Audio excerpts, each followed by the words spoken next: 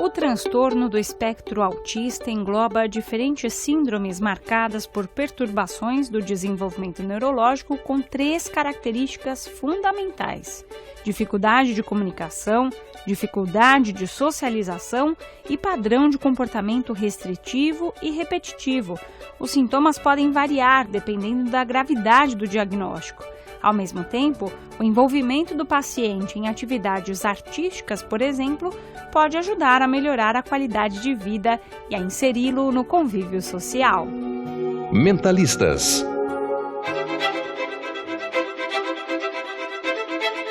No Mentalistas de hoje, vamos falar sobre o transtorno do espectro autista, sob o ponto de vista orgânico, ou seja, de sintomas e origens, e também sob o ponto de vista de transformação. Como os diversos estímulos podem contribuir para a melhoria da qualidade de vida daqueles que têm o autismo? A gente vai falar sobre isso também no programa, e para isso nós convidamos aqui no estúdio da Rádio Estadão o ator Deto Montenegro, que é diretor também, está à frente do musical Out, com artistas que têm autismo também. Tudo bem, Deto? Tudo bem, Camila. Obrigada por ter aceitado nosso convite aqui no Mentalistas, viu? Obrigado a vocês pelo convite, é um prazer. Que legal. Bom, e também recebendo aqui no nosso estúdio da Rádio Estadão a neuropsicóloga Joana Portolesi, que é do Instituto Pense, do Hospital Sabará, e também do Ambulatório de Autismo do Hospital das Clínicas. Como vai, doutora Joana? Tudo bem? Tudo bem, Camila. Obrigada pelo convite. Obrigada pela presença. Bom, antes da gente falar, né, da experiência do Deto com essa questão artística e os pacientes que têm o espectro autismo, só pra gente explicar pro nosso ouvinte do que se trata o autismo e quais são as suas origens, hein, doutora? Então, o autismo ele é um transtorno do neurodesenvolvimento. Geralmente a criança já nasce com o autismo e agora, os sinais a gente tem percebido antes dos 3 anos. Então, quais são as características do autismo? Um prejuízo aí da comunicação social e a presença de movimentos repetitivos e estereotipados. Então, isso é quando a criança, a mãe vai contar a história lá com 8, ou com 12, ou com 14 anos, a gente começa a ver que essas questões, elas sempre estiveram presentes. Então, geralmente, o bebê era um pouquinho mais irritável, não se aconchegava no colo, não respondia quando chamado, então ia fazer um exame audiométrico porque parecia que não escutava, mas tem aí a escuta preservada, mas é justamente porque está implicado a questão social. Então, assim, tem uma baixa... Não mantém tanto contato ocular, né? Não manter tanto contato ocular seria não tem um ponto fixo de visão? É como se o olho ficasse vendo para vários outros lugares? Ele não olha tanto para o olho da mãe, tanto para o olho do irmão ou do pai. Então, ele não mantém o olhar. Alguns estabelecem o contato ocular, mas não mantém. E outros, assim, existem uma fuga desse contato ocular. E aí, o que acontece com isso? Ele vai perdendo... todo isso que a gente chama assim do aprender esse olhar, né? Então ele vai perdendo toda essa cognição social que a gente chama, a aprendizagem da intenção do outro. E eu acho que aí vem o trabalho do Deto para trabalhar muito isso, né, com esses adolescentes, que é exatamente essa interação.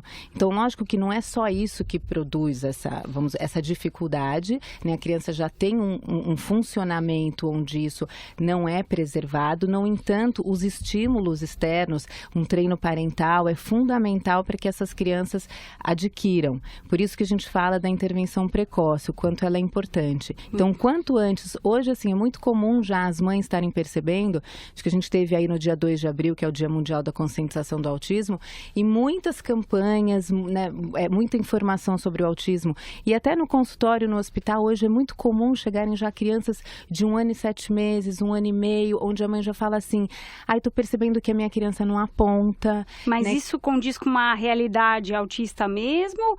Ou a mãe tem uma preocupação em excesso aí? Então, eu acho assim, que são as duas coisas. Acho que tem a conscientização, o conhecimento do autismo vem chegando muito mais, né? Então, as mães, elas estão muito mais atentas, né? O vizinho, a família, e o autismo, ele é muito comum, né? A gente tem aí, segundo a ONU, 70 milhões de pessoas no mundo, né? É 1 para cada 68 crianças, ou seja, é muito comum. Então, a gente na família deve ter um caso, né? Então, as pessoas, elas estão cada vez mais prestando atenção para esses sinais. Então, sem dúvida nenhuma, o diagnóstico precoce ele é fundamental a gente fecha um diagnóstico com 3 anos de idade, mas nesse período a gente já pode dar algumas orientações, né? Você tem aí o treino parental, você tem orientação de pais, a gente tem algumas terapias que são baseadas em evidência, que é a análise aplicada do comportamento, enfim,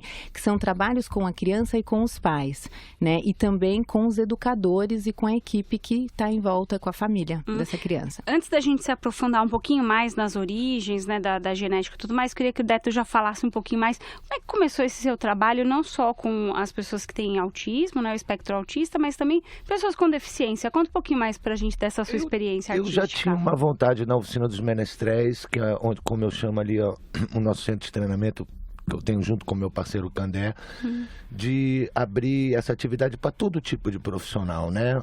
Não mais aquele teatro onde a pessoa fosse para trabalhar com teatro, mas que ela fosse aproveitar do que o teatro tem para oferecer no dia a dia, do que a arte tem para oferecer. E aí eu estava falando de reflexo, percepção, intuição, capacidade de improvisação, lidar com o seu erro, com a tua, né?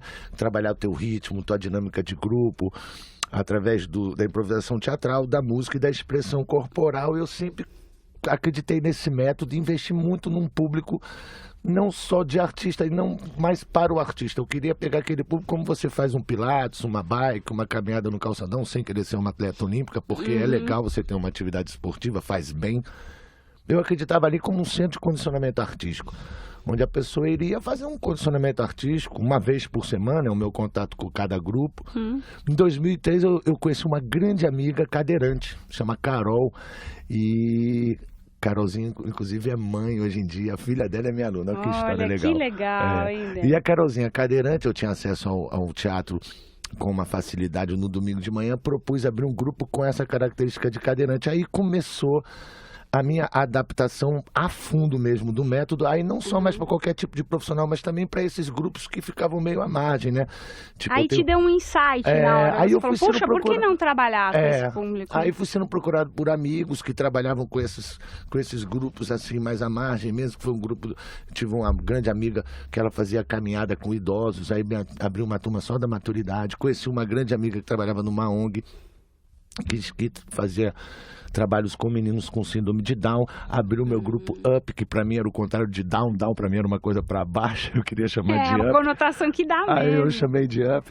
E há 3 anos conheci uma grande amiga, inclusive amiga da doutora Joana também, a Tati, que me botou essa pilha de me apresentar um grupo de autistas e tal, e eu topei o desafio.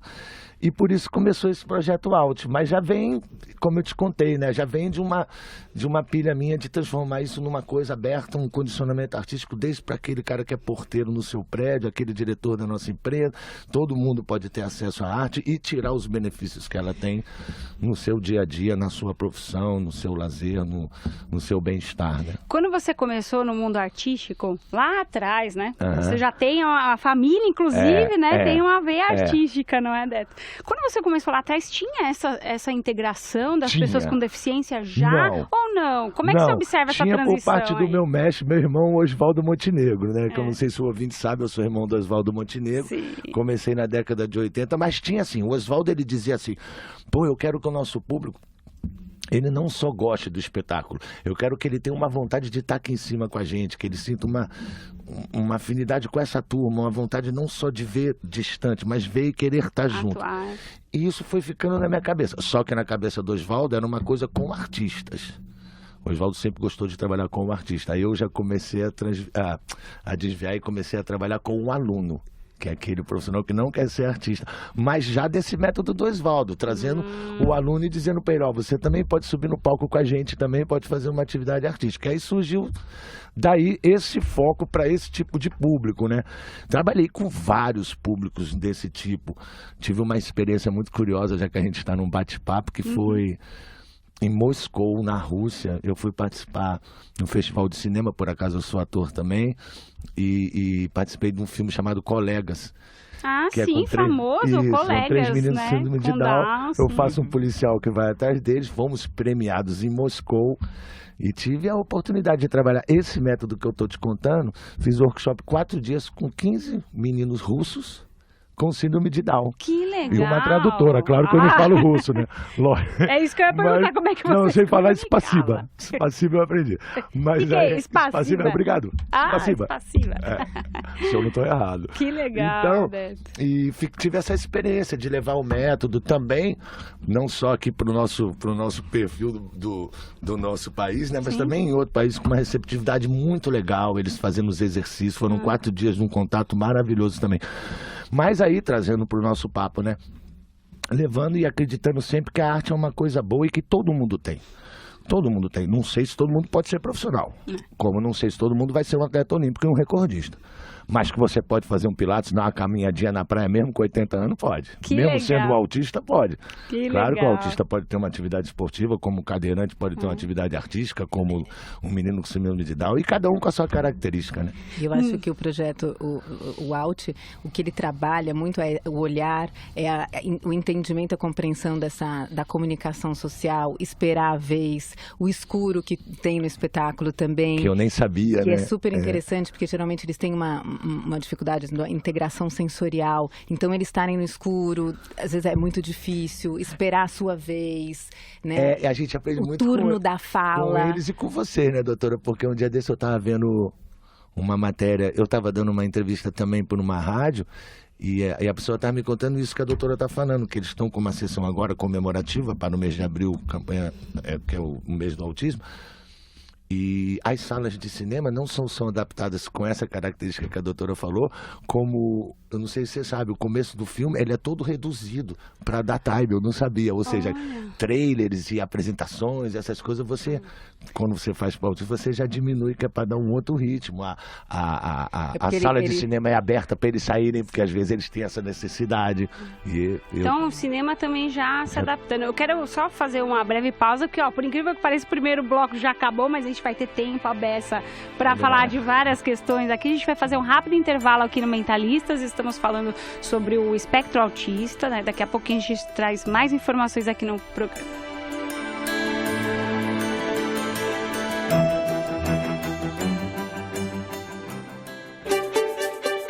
Já voltamos com Mentalistas. A vida em discussão na rádio de quem quer saber.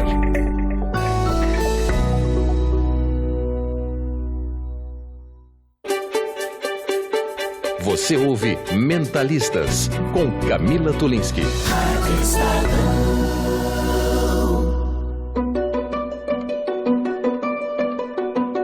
De volta aqui com Mentalistas, falando sobre o autismo, as questões orgânicas e as possibilidades que os pacientes têm de poder desenvolver algumas habilidades, por que não artísticas? Por isso que nós convidamos o Beto Montenegro, que é ator, diretor também, multidisciplinar aí, né? Treinando várias habilidades com os pacientes que têm algum tipo de deficiência, falando especialmente do Out, que é o espetáculo para autistas, e a doutora Joana também Portolese, que é do Hospital Sabará, do Instituto Pense, neuropsicóloga e também atua no ambulatório de autismo do Hospital das Clínicas. Antes da gente dar mais detalhes a respeito dessa veia artística que pode ser estimulada para os pacientes de autismo, quais são as origens do autismo? É uma origem genética? Ele pode ser adquirido depois? Qual que é a origem mesmo do autismo? Só para o nosso ouvinte ter uma ideia, doutora Joana. O autismo ele é uma combinação de fatores genéticos e ele está muito implicado também com estresse gestacional. Né? Então, isso hoje é o que a gente sabe e tem algumas questões também no nascimento, né? Agora, não é algo que já se falou há muito tempo atrás, aquelas questões que o ambiente causa isso na criança. Não, né? Isso não. O que o ambiente, ele tem um papel muito importante é no favorecimento do desenvolvimento dessa criança. Então, é fundamental. Por isso que a gente falou, né, no primeiro bloco, da gente perceber já esses sinais logo no início, né? Porque a gente tem aí a neuroplasticidade cerebral, como a gente aprendeu uma língua. É muito mais fácil a gente aprender uma língua de pequenininho, né? Então, essas crianças, elas aprenderem determinados comportamentos e repertórios, quanto mais cedo a gente ensina e pode dar isso para a família, é importante para o desenvolvimento dessa criança. Então, ela vem sim com uma dependendo aí com uma carga genética, mas o quanto esse ambiente ele é muito importante para que ensine e faça com que essa criança desenvolva. O que a mãe passa durante a gestação também é importante? O que a gente fala é mais no período gestacional, do estresse gestacional, né? Você tem algumas reações nesse momento, nesse período, que é muito importante para a formação. Por exemplo? Principalmente nesse neurodesenvolvimento do bebezinho. Então, geralmente quando a mãe, enfim, ou fica muito estressada, ou às vezes até tem algumas questões que precisa de medicação, isso para o desenvolvimento desse feto pode afetar em algumas coisas em termos de neurodesenvolvimento. E aí, algumas características, né, como o autismo, ele pode, enfim, pode surgir nesse período. Não existe nada que fale ainda sobre isso relacionado ao vírus Zika? Eu pergunto isso porque a gente já fez um Mentalistas aqui sobre a influência do vírus da Zika na microcefalia, que tem parte e a gente falou aqui no programa também sobre o desenvolvimento, né, neurológico do bebê, o quanto é perigoso para a gestante nos primeiros meses de vida se ela adquirir o vírus Zika. Não é o mesmo para autismo, pelo menos o que se saiba até agora, não tem? Se saiba até agora, não tem ainda essa associação, não. Mas o quanto depois, né, quando o ambiente, sem dúvida nenhuma, é muito importante, né? Porque a gente sabe, mesmo agora a gente pegando assim algumas crianças com um bom cognitivo, uma inteligência preservada, o quanto às vezes funcionalmente esse ambiente não a torna independente, né? E o contrário também, às vezes a gente pega algumas crianças com um prejuízo cognitivo maior e tal, mas o quanto elas são funcionais. E isso para uma inclusão na escola, para estar na escola, o quanto essa criança ela consegue aprender muito desse estímulo do ambiente, o quanto isso é importante. E agora, se uma criança não recebeu estímulo dos pais, porque às vezes tem a negação, né? O pai e a mãe não quer aceitar que o filho tem o diagnóstico, né, de autismo. Vamos supor que se a criança for negligenciada até uma certa idade, pode causar problemas bem graves, assim, do ponto de vista social para a criança. A questão é o que ela perdeu de ser estimulada para o desenvolvimento dela, o tempo que ela perdeu. Então, a gente fala assim, quando a gente faz um diagnóstico, quanto a intervenção ela aconteceu o mais cedo possível é muito importante. Né? E a gente sabe assim que tem algumas linhas baseadas em evidência para autismo, né? Que o ABA, né? Que é a análise aplicada do comportamento, e o quanto, porque pelo funcionamento, quando a gente vai ver no autismo, eles têm muita dificuldade, assim, com essa questão, né, tanto da comunicação social, de uma abstração verbal, ou seja, eu pensar no que não está ali, né, isso é muito difícil. Então, muitas vezes você dá repertórios de imitação, de sequenciação, que isso para a escola é muito importante, né, porque elas têm o interesse específico delas, né, então, muitas vezes elas perseveram em alguns comportamentos, como até algumas situações que a gente comentou que acontece, enfim, no out e tal. Então, mas se elas são orientadas por alguém, ou elas já têm alguns sinais, elas já respeitam aquilo. Isso tudo numa intervenção, você ensina esse repertório. Por isso de uma linha específica. Né? Eles se beneficiam muito dessa linha. Mentalistas. Fica a dica. Fica a dica.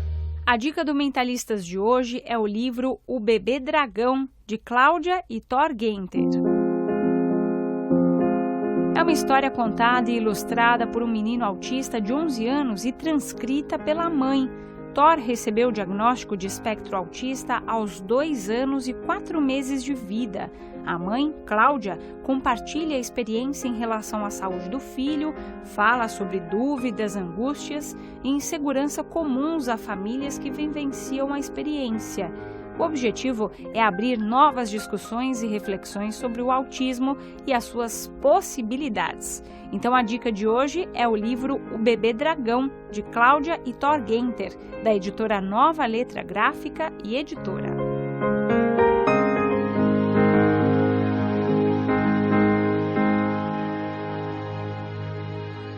Eu tenho uma pergunta no nosso bate-papo. Claro, vamos lá.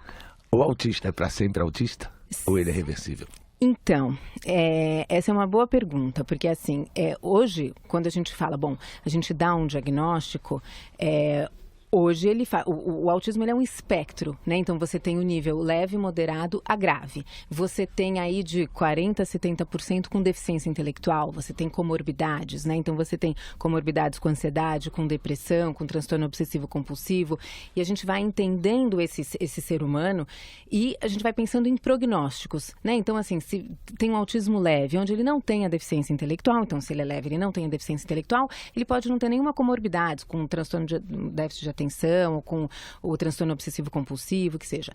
E aí a gente pensa assim, bom, então é uma criança que o desenvolvimento dele, o que a gente tem que trabalhar, é muito mais tranquilo. E aí, se a gente pega essa criança já, com 1 ano e 7 meses, já observou alguns sinais, que ela não aponta, que ela não olha no olho, que ela faz movimentos repetitivos, e a gente já começa a intervir bem cedinho, possivelmente lá na frente, a gente vai duvidar. Então, assim, a sua pergunta é assim, não é, eu dei um diagnóstico moderado e depois eu tirei esse diagnóstico. É difícil a gente falar que teve a cura, né? Não, mas a gente vai dizer que é uma criança, um jovem que pode se desenvolver de uma forma... Eu te perguntei porque eu ouvi falar que o Messi foi diagnosticado autista, né? Assim, eu tenho as minhas dúvidas. O Messi! Eu não sei se isso é folclore. Então, eu tenho as minhas dúvidas, mas no autismo a gente porque tem uma... muitos exemplos de profissionais que se destacaram, né, nas suas áreas. O Einstein, enfim. Do Messi, assim... O Einstein também? Falavam, sim, dizem que ele era. Mas, assim, o próprio Messi, eu tenho uma questão, porque assim, no autismo, o que a gente vê? Que eu acho que isso o Alt trabalha muito bem, que eu observei, eu assisti o Alt 1, 2 e 3. E é uma coisa que eu fico impressionada, que é o que mais me chama a atenção, mais do que você trabalhar a comunicação social e a interação social, é o que a gente fala de ação e percepção. Então, isso é algo que, assim, no cérebrozinho deles, isso é um pouquinho embaralhado. Então, dificilmente você vai ver um autista que joga muito bem futebol. Por quê? Porque tem uma questão, quando a gente fala em desenvolvimento, neuromotor, a gente vai ver, assim, você perceber da onde está vindo a bola, quem está te passando a bola, para você ir para a direita, se posicionar para chutar e fazer o gol, isso para eles é muito difícil. Seria muito complexo para ele ter todas as ações integradas, né? Exatamente, para integrar essas ações na velocidade que é necessária. E eu acho que isso o teatro trabalha muito bem. Muito legal.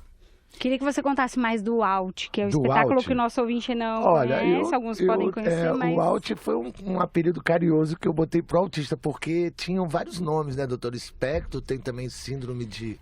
O autismo, Asper, ele né? tem, assim, Asper. se a gente E for... eu me confundia com esses nomes e falei, eu vou chamar de Alt, porque fica mais artístico. Porque popularmente também as pessoas se identificam carinhoso, mais, né? E como é que você montou essa peça? Conta um pouquinho mais pra gente. É um musical, né? Procurando ultrapassar essas dificuldades e procurando achar algumas situações em que fosse favorável esse tipo de colocação que a doutora comentou. Então, por exemplo, eu tenho muita dificuldade, assim, às vezes com o olhar deles, que é isso... Eles falam muito texto olhando pro chão. Às vezes tem uma faixa etária, Deto, que você trabalha? De 13 eu prefiro. Tá. Aí, por exemplo, eles falam muito texto olhando pro chão, em vez de olhar pro público. Isso era uma dificuldade minha danada. Eu tenho muita dificuldade também de tirar o lado da emoção, porque eles têm, claro que tem, eles só têm o jeito deles de passar, que é diferente, né? Então, foram algumas dificuldades assim pelo caminho, mas que eles vão me apresentando outras características, né? E eu vou, por exemplo, eles não erram a marca. Eles são ótimos de marca, de texto. Tu manda um texto, ele decora. O difícil, às vezes, ele pontuar a emoção desse texto. Mas essa questão da emoção então, que eu queria também até questionar. Às vezes eu sinto que vem um pouco monocorde. Então, Aí eu falo pra eles assim, faz como se fosse uma musicalidade, faz como se fosse uma música. Mas aí entra uma dificuldade de entender a figura de linguagem, que eles não conseguem muito. É tudo ao pé da letra. É a comunicação social, que tem a ver com o que a gente estava falando do contato ocular. E tem uma grande pergunta, né, que é algo que também que a gente espera daqui a algum tempinho responder, que é assim, tá bom, então eles aprendem a olhar no olho. E o que eles estão olhando? O movimento biológico ou reconhecendo essa emoção? Eles são desprovidos dessa emoção, doutora? Eles estão desconectados das emoções? Eu acho que não. Não. Eu também acho que não. Você, com a sua experiência, você acha que não? Eu estava falando para a doutora nos bastidores. Tinha uma menina na estreia, A cara dela tava impassível, parece que ela não tava nervosa com nada. Quando eu toquei na mão dela, tava suada, tava gelada, que eu vi que ela tem. Então eu acho que eles não são... Então era a expressão que parecia que não tava nervosa. Alguém me falou assim, eles não sentem, eles não se emocionam. Sim, acho que emocionam, gostam. E aí, doutora, organicamente? Só que de uma outra maneira. Como é que é assim, isso? A expressão é de uma outra maneira. É de uma outra maneira. É uma e outra a dificuldade maneira. é captar isso no palco, pelo menos a minha, né? Existem pesquisas que mostram mesmo que eles são capazes de dominar essas emoções? O que a parte biológica diz sobre isso? Então, que assim, você tem o reconhecimento da emoção, agora... Já desde o comecinho, né, como você já tem uma alteração aí do que a gente chama da cognição social, que é dar esse sentido, a cognição social você tem alguns conceitos como a teoria da mente, que é imaginar o que o outro está pensando, né, como que eu me antecipo diante de algo que você vai dizer, como que eu, enfim, isso acho que o teatro treina muito bem, né, isso já nos animais, quando você vê uma presa, já que percebe que pela virada da pata, por exemplo, do guepardo, se ele vai para lá ou para cá, eu já fujo. Então você se antecipa a ação do outro. E isso, no autismo, eles não são tão hábeis para isso, né, por isso só que eu acho que o Messi não tem, tá? Porque senão ele não daria aquele passo que ele dá. Senão ele não daria aquele show que ele dá.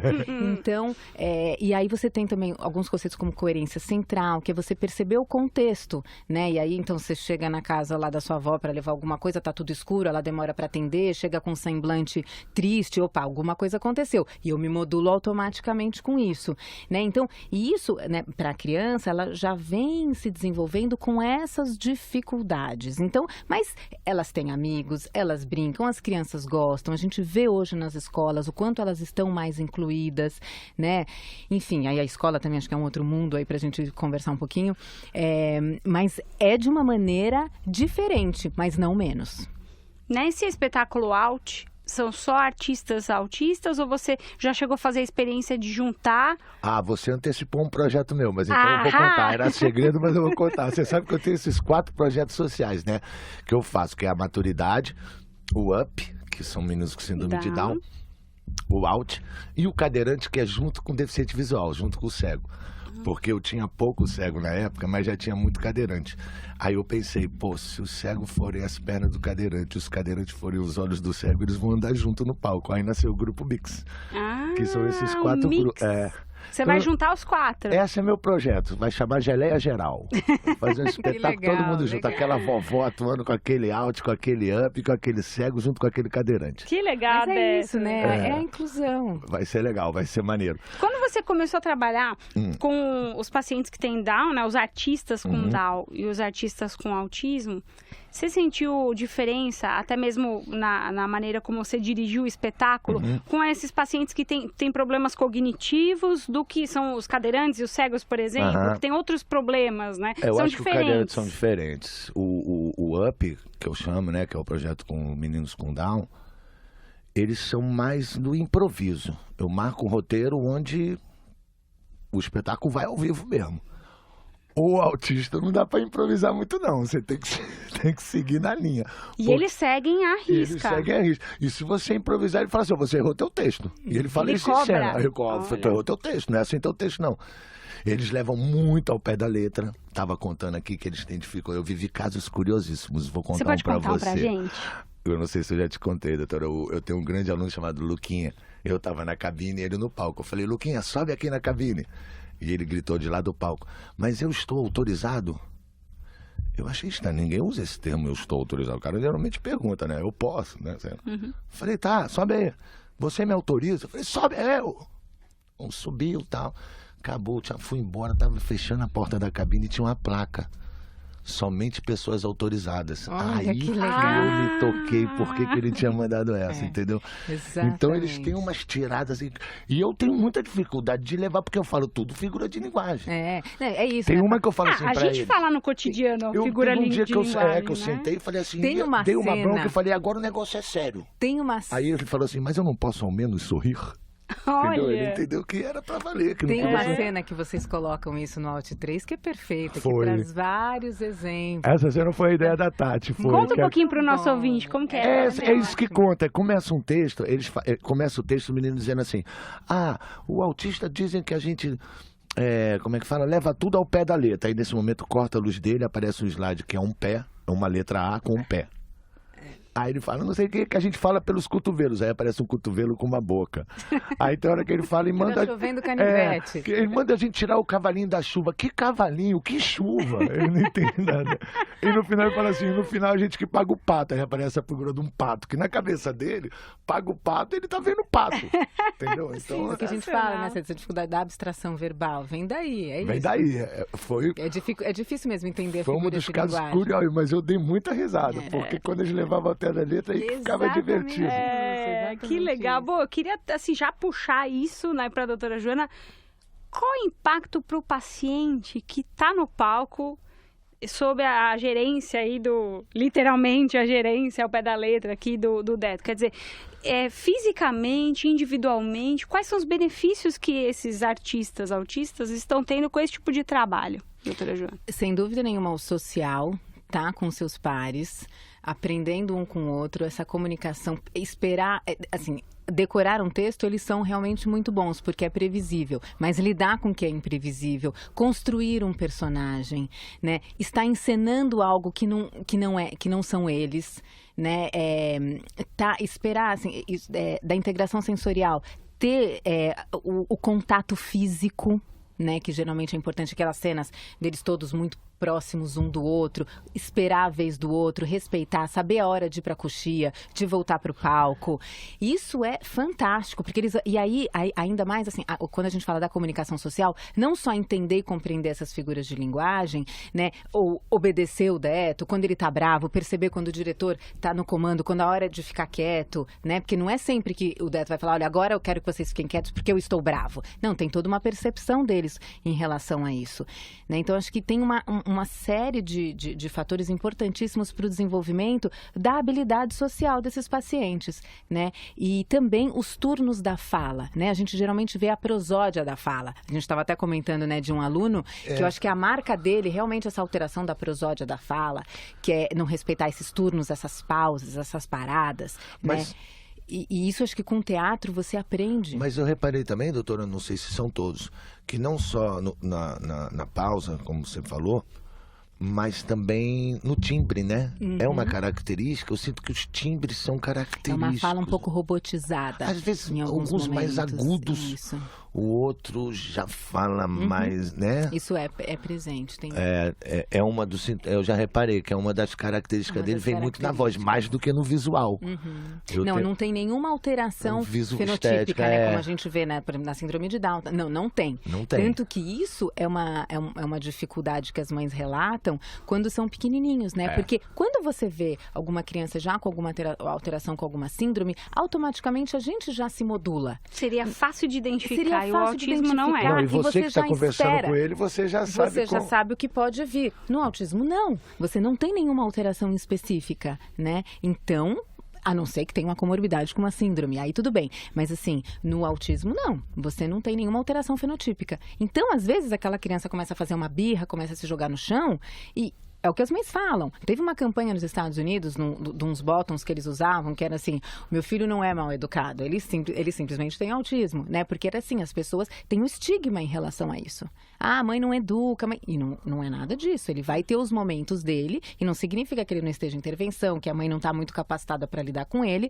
mas tem alguns momentos. É uma característica. Não sei, até eu também acho que agora, eu tenho uma pergunta para você, até mesmo nos ensaios, né? Ou mesmo em apresentações, já aconteceu, você já lidou com alguma situação inusitada que não estava nos ensaios, no script, e aí aquele jovem não entrou em cena, ele travou. Você pode contar pra gente? Eu vou preservar o artista não contando fato, por uma questão ética. Mas tive, eu acho, talvez pelo número de convidados que nesse dia tinham ido assistir ele, e ele travou mesmo. Ele tem um certo problema, ele tem uma certa característica, ele sempre, né, trava por aí. E tinha parado com esse problema. Mas no dia da apresentação, acho que por algum motivo ele travou mesmo. E essa coisa eu acho que isso é um desafio para o autista, não sei se eu estiver errada, a doutora me corrija, essa coisa dele se expor para um grande público, né? Porque se uma das dificuldades é essa questão da socialização, imagina o que é para um artista que tem autismo se expor para 10 pessoas. Mas agora eu vou falar em nome da arte. Agora eu vou falar em nome da arte. Olha, a arte é uma coisa tão maravilhosa e eu aconselho todo mundo a fazer arte, a ter uma atividade artística na vida e quando não puder, ao menos pintar um quadro em branco. Porque a arte é uma coisa maravilhosa, eu tenho certeza o quanto é bacana, o quanto todo mundo gosta de ter ali a sua autoestima, o seu jeitão, né? Porque a arte possibilita você ser do seu jeito. Na arte não existe o gordo, não existe o magro, não existe o alto, o feio, o bonito. Eu digo com meus artistas, eu posso não ter o sorriso do Tom Cruise, mas em compensação ele não tem o meu. É só uma questão de gosto, não é verdade? Então eu ensino muito isso pra minha galera, sabe? É o teu estilo, é o teu charme. E eu tenho certeza que com eles não é diferente. Duvido que o artista não vai pra casa, o autista não vai pra casa depois de uma apresentação, não deita na cama e não dá um tico nele, porque sempre dá, claro, é bom subir no palco. O palco é... Mesmo eu não sei que eu sou suspeito, né? Pra qualquer um, lógico. Lógico, dá um bichinho na hora, dá uma adrenalina, que é muito legal. Muito bom. Eu sou suspeito pra falar, né? Porque eu subi no palco com 18 anos, tô com 53 e quando eu subi eu falei, não desço daqui nunca mais. Eu nunca mais desci. Né? E quanto tem jovens, né, que estão desde o primeiro, né, que continuam... Né? É verdade, porque tem essa característica que eu te falei também na oficina. Eu nunca quis fazer da oficina uma escola, nunca quis formar eles um artista. Então, em se tratando de um condicionamento artístico, nada impede que você faça um projeto e no próximo você volte, porque você vai estar se condicionando. O que muda às vezes são os roteiros. Você fez uma peça comigo, agora numa próxima montagem vamos fazer um outro roteiro, tá? Pode ser, mas o condicionamento, ele é constante, como é importante você estar a tua corridinha lá sempre. Se não é que você vai agora passar do outro estado, não, você faz parte, é o teu interessante condicionamento. Isso que o Décio está falando, porque parte-se do princípio que se ele tem um problema aí, da sua raiz, de uma origem de sociabilidade e tal, ele poderia ter medo, eu não vou subir no palco, como pode acontecer, obviamente, em alguns casos, mas pelo que o Décio está contando, existe um êxito na participação desse público, né? Como é que do ponto de vista aí orgânico a gente pode avaliar? Quer dizer, todos os pacientes que têm autismo poderiam ser capazes de entrar para esse meio artístico e se colocar diante de um público? Como é que você avalia nesse ponto? Acho que, assim, o leve e moderado, sim. O leve e moderado, sim. Sim, né? Quando a gente vai falar do grave, aí é um pouco, é uma questão, assim, um pouco mais delicada, né? Porque quando a gente fala em grave, a gente está falando de algumas crianças, enfim, que se batem, que são um pouco mais agressivas. Eu vou até aproveitar esse gancho. Você poderia dar uma breve descrição, um perfil do que é o ser autista leve, moderado e grave? Sim, só pra gente ter uma ideia, né? O leve, quando a gente fala de autismo leve, que era a antiga classificação que a gente chamava de síndrome de Asperger. Então, agora no DSM-5, que é um manual classificatório, ele não existe mais, então ele está no autismo leve, né? Não tem a presença da deficiência intelectual. Então, essa é uma condição onde, sem dúvida nenhuma, eu vou chamar aqui de paciente, mas é uma pessoa que, enfim, que vai estudar, vai fazer a faculdade, pode trabalhar, pode ser extremamente independente na vida, né? Com algumas ajudas, enfim, com algumas tutorias e tal, e algumas adaptações, que aí eu acho que esse é um ponto super importante da sociedade para o TEA leve, o quanto eles também precisam de programas e de inclusão, né? E aí, quando a gente fala em moderado, já são pacientes que podem ter aí a presença da deficiência intelectual e também com comorbidades. E a gente já vê que são pessoas que podem ser independentes, mas já é um pouquinho mais difícil, né? Já são pacientes com algumas outras, podem ter algumas síndromes associadas. E o grave, ele tem sim a presença da deficiência intelectual, podem ter algumas síndromes específicas, né? E aí são pessoas que, assim, que geralmente elas são mais dependentes ao longo da vida. Eu acho que o grave, ele implica até na pessoa ter dificildade de falar, né? Sim, não tem a presença da fala. Sem a presença da fala. De 20% a 30% dos autistas não desenvolvem a fala. né? Então essa também acho que é um ponto super importante, porque geralmente nas mães, quando elas também começam a perceber entre 1 ano e meio a 2, você fala assim, opa, ele já precisaria ter a presença de algumas palavrinhas, e essas palavras não vêm. Então, a procura é pela fonoaudióloga. E o quanto a capacitação dos fonoaudiólogos é muito importante no autismo, porque geralmente chega por elas, né?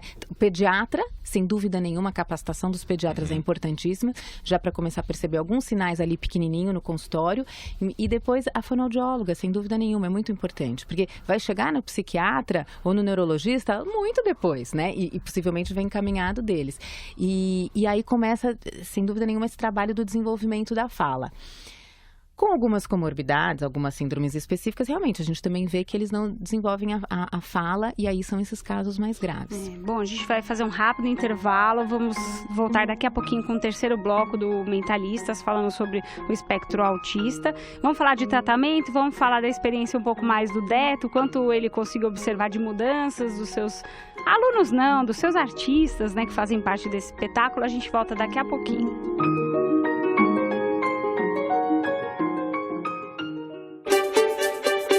Já voltamos com Mentalistas. A vida em discussão na rádio de quem quer saber.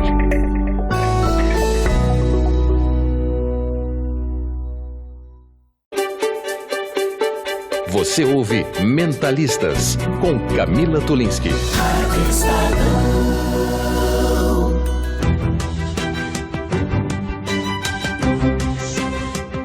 Voltando com Mentalistas deste fim de semana, falando sobre autismo com o ator, diretor Deto Montenegro, que é diretor também à frente do musical Out, né, com autistas, que a gente já falou aqui no programa, e também a neuropsicóloga Joana Portolesi, que é do Instituto Pense do Hospital Sabará e do Ambulatório de Autismo do Hospital das Clínicas. A gente deixou aquela pendência no ar no último bloco, se existe tratamento e quais são esses tratamentos. Medicação, psicoterapia, entre outros. Quais são os tratamentos? Sim, a gente pensa, o paciente vai ao médico, geralmente faz uma avaliação psiquiátrica, onde pela história clínica, enfim, você já percebe alguns, né, os sinais, enfim, que você pode fechar um diagnóstico. Geralmente, a gente faz aí uma avaliação neuropsicológica para ver quais são as vias de acesso, quais são as habilidades, as inabilidades e o repertório dessa criança, para a gente pensar nos tratamentos e que momento que ela vai fazer o quê, vamos dizer assim. Então, precisa desenvolver a fala, né? Essa criança ainda está com pouco repertório de fala, ainda não está juntando as palavrinhas para formar uma frase. Então, nesse momento o fonoaudiólogo ele é super importante, né? Ou mesmo já está no período da alfabetização, já está na escola, o quanto talvez um acompanhamento psicopedagógico, algumas questões motoras, né? Se vai fazer um trabalho com uma psicomotricista, com uma terapeuta ocupacional, ou se tem muitas alterações sensoriais, se vai fazer um trabalho de integração sensorial, enfim, a gente vai sempre avaliar para ver quais são as demandas, tanto a expectativa da família, né, e a questão do treino parental também, o quanto é importante. E aí, quando a gente vai pensar na parte comportamental, que aí eu acho que é um momento muito importante, enfim, de aquisição de repertório, a gente vai falar no que hoje a gente tem baseado em evidência, sim, que é a análise aplicada do comportamento, como eu já falei, e a terapia cognitiva comportamental aí de 9 anos em diante. Né? Então, quanto esses programas específicos, não que todas as crianças façam todos, né? Porque haja tempo, dinheiro, enfim, o custo do autismo ele é muito alto, né? E aí, hoje a gente tem, no Hospital Sabará, a gente tem o núcleo da Autismo em Realidade, né, que é uma ONG que foi fundada por pais e que a gente sempre pensou nisso, né, em criar políticas públicas. Porque aí eu acho que é uma turma hoje do que a gente tem diagnosticados, que acho que a gente tem, não são todos que estão diagnosticados, é uma frequência muito alta, né, e o que a gente tem no serviço público para oferecer, né? Então, tenho experiência pelo Hospital das Clínicas, lá no Protea, no nosso ambulatório. Nós fazemos o diagnóstico. E é para onde nós mandamos aquela criança com 3 aninhos que está sendo diagnosticada, onde ela vai fazer, né? E com que ela vai fazer? Tem para onde mandar. Não tem para onde mandar. Então, eu acho que esse é um grande problema que a gente vem lidando hoje, as famílias vêm lidando. E aí a gente vê o quanto a família, quanto os pais são importantes. É muito comum a mãe ter que parar de trabalhar para cuidar dessa criança. E é onde a criança se desenvolve muito, né? Esse estímulo que os pais dão. Eu falo que, assim, na Autismo e Realidade, nessa ONG, eu tive a oportunidade de aprender muito com esses pais. Até hoje a gente tem muito contato e eu aprendo muito com eles, né? Porque você vê, eles se capacitam, eles treinam esses filhos dele, eles alfabetizam, porque a escola, existe a lei, né? Que hoje a criança tem que ser matriculada, né? E realmente, hoje está muito mais comum, né, um autista por sala e tal, você geralmente tem uma mediadora, né? As crianças estão muito mais, assim, sabendo muito mais o que é o autismo, essa conscientização, geralmente acho que a gente está num momento muito bom aqui no Brasil, mas a gente está se desenvolvendo na questão da capacitação, né? A lei do Pronaz, o quanto está investindo, agora tem uma capacitação para 3 mil profissionais, né? Liderado por pessoas da Santa Casa, também do Hospital das Clínicas. Então, a gente vê assim que vem desenvolvendo, mas no sistema público, no particular hoje a gente tem, né? Então dá-lhe cursos de capacitação para quem, né, pode pagar, né? E ter. Agora, no sistema público geralmente, né, num sistema único de saúde a gente não tem. Então, isso é um problema muito sério que a gente vem enfrentando e as nossas crianças também. Deto, na sua experiência, em primeiro lugar, só pegar o gancho da família, né? Os familiares levam esses artistas para trabalhar com você? Qual que é o seu contato com a família dos artistas? São pessoas apaixonantes. É isso que a doutora falou. Pessoas que se capacitam para lidar com eles. São pais, mães, parentes, assim, fantásticos, assim, que eu sinto que vivem uma vida, sabe? Cobrindo essas dificuldades que a doutora Joana estava falando, né? Que custa muito caro, né? Você levar para tudo isso. Já não tem serviço público. O cara tem que aprender sozinho com o filho dele ali, entendeu? O serviço caro é assim, quando a gente vai pensar nas publicações e tal, o que eles falam? Minimamente 40 horas semanais, né? De estímulo, de intervenção. Lógico que não é só na terapia específica. Essas 40 horas está contando, né? A fono, a TO, se for o caso, a intervenção comportamental. Mas são 40 horas. E aí, como você coloca, como você paga e como você... tudo junto. Leva essa criança em diversas terapias. Eu só tive apoio desses pais, assim, da galera que é elenco mesmo do Out lá. Pais, assim, maravilhosos, que sempre me apoiaram nos meus momentos de insegurança ali, que eu precisava, às vezes, adiar a estreia do espetáculo, porque eu tava falando, a galera sempre fez questão de dizer, não, Deto, o espetáculo mesmo, o resultado, o que importa é o processo, porque eu acho que realmente o que importa é o processo, né, o fato da gente estar ali junto, no dia a dia, falando de arte, se emocionando, vibrando. E sempre foi a mesma turminha? Ou não, vai mudando. Vai mudando? Vai mudando, eu tô no Alt 3, porque nada mais é do que o terceiro musical. Mas tem artista que ficou nos 3? Tem. E você conseguiu observar essas mudanças comportamentais? Consegui nunca ter um grau muito elevado de dificuldade, inclusive na fala. Ele tinha dificuldade para se mexer, e eu falei, mas o que eu vou fazer com esse rapaz em cena? Eu meio que fui deixando ele solto, porque o que importava não era bem a cena, era o processo. E aquilo era um dia eu passei pela coxinha, ele estava fora do palco, ele estava na coxinha, e eu vi que ele estava mexendo os dedinhos, sabe? Dançando meio que do jeitinho dele. Eu falei, aos poucos ele está indo. Esse rapaz que tem um grau bem elevado, inclusive uma dificuldade para falar, a gente não conseguia entender o que ele falava. No Alt 3, eu consegui que ele falasse uma frase. Foi uma vitória para ele. Sabe quem é? É o Felipão. Vou te contar a frase que ele falava. O gato é um animal de 4 patas. O cachorro é um animal de 4 patas. Logo, o gato é um cachorro. Ele falou exatamente isso. E foi tão bonitinho, que é uma plateia tão querida, tão familiar, que no terceiro espetáculo, no Alt 3, quando tinha um momento que tocava uma música e cada um falava uma frase marcante na vida dele, foi essa. A plateia foi abaixo. Imagina, a plateia comemorou essa vitória, que é uma vitória mesmo. Foi muito bacana. E aí, legal. Você já não se importa mais se o cara errou a cena, se o cara não errou a cena. Realmente aquilo não tem importância. O que é importante é o processo, é estar juntos pelo prazer de estar vivo, de desfrutar de cheiros, tatos, barulhos e afetos. Que legal. Isso é um pedaço de um poema que eu lembrei. Que legal. Bom, aqui no Mentalistas a gente tem essa possibilidade mesmo de trazer a prática, né? A teoria e a prática e eu fico feliz de observar que a prática realmente pode surpreender, né? Essa mudança de comportamento, o Deto pôde observar, né, doutora? A gente pode se debruçar em livros, mas a prática mesmo, a experiência não tem preço, né, Deto? Eu acho que mais do que a experiência também é a marca dessas características dele, o quanto ficou claro isso no áudio, o quanto isso foi interessante em alguns. Eu lembro de alguns que eu assisti que continuam, assim, eles têm uma marca. Tem. E o quanto essa característica dele, porque a gente sabe que tem coisas que desenvolvem e coisas que não desenvolvem, como a gente também. Mas assim, que vira uma marca e vira uma marca forte, assim. E se você for um bom diretor, você faz dessa marca um jeito de atuar, um estilo, tudo é arte. Exatamente. Tudo é arte. Uma vez eu vi uma entrevista com o Carlinhos Jesus, ele estava falando, se você pegar esse copo e levantar aqui, não vai ser nada. Agora, se você levantar 4 vezes no ritmo da música, você já vai dar um contexto para isso. Já vai ser artístico. Ô, Deto, e também eles cantam nesse espetáculo? Cantam juntos, em coro, e em relação à música, um pouquinho de dificuldade no ritmo. Eu sinto. Eles saem um pouquinho do ritmo. Aí o que eu faço? A ligação do que a gente está falando de quando passa a bola, de vem, de perceber. Aí eu tenho uma equipe maravilhosa que se interagem com eles para dar um apoio às vezes, tocar uma roupa aqui, uma velocidade. E tem músicos que tocam no musical para que a música seja ao vivo.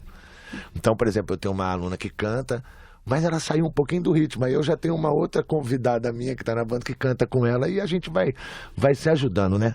Só uma mão não faz o aplauso. Só uma boca jamais faria o beijo. Tudo junto, sim.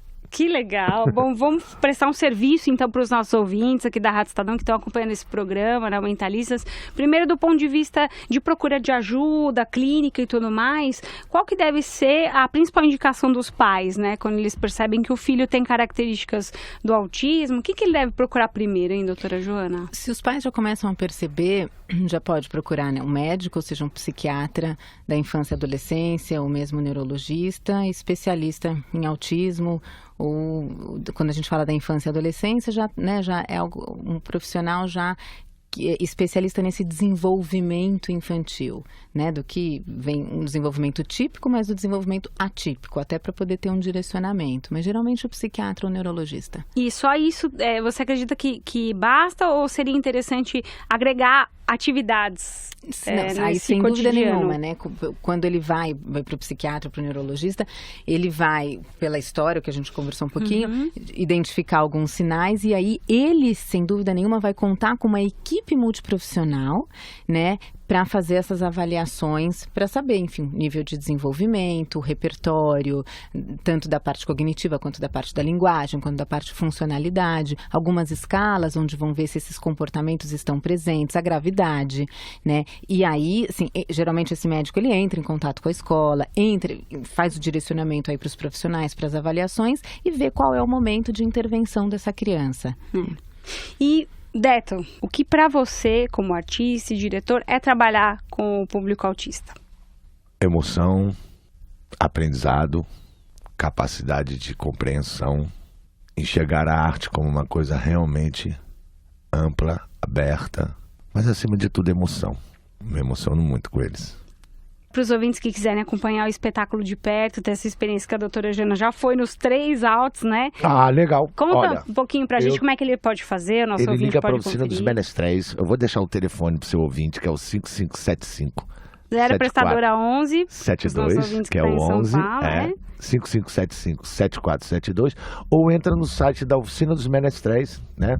Que você vai achar todas as informações ali para você ser convidado já para participar do nosso Alt 4, que vai ser o nosso novo projeto e aí com um novo repertório, e quero que seus ouvintes se sintam super convidados. Muito bem, esse é o Deto Montenegro, ator, diretor, convidado aqui do Mentalistas, falando um pouco mais da experiência que ele tem aqui, né, lidando aí com os artistas que têm alguma deficiência intelectual, física, enfim, com esse objetivo de integrar mesmo e trazer a arte para esse público também. Obrigada, viu, Deto, pela presença. Obrigado a vocês, um beijo carinhoso em todos os seus ouvintes. Obrigado. Também agradecendo a doutora Joana Portolesi, que é neuropsicóloga do Instituto Pense do Hospital Sabará e também do ambulatório do autismo do Hospital das Clínicas. Obrigada, viu, doutora Joana? Obrigada a você, obrigada pelo convite. O Mentalistas desta semana fica por aqui. Lembrando que você pode ouvir esta e todas as outras edições do programa no nosso site radio.estadão.com.br. A apresentação de Camila Tuninski, gerente de jornalismo da Rádio Estadão Paula Marinho, diretor de jornalismo do Grupo Estado João Fábio Caminoto. Até a próxima semana.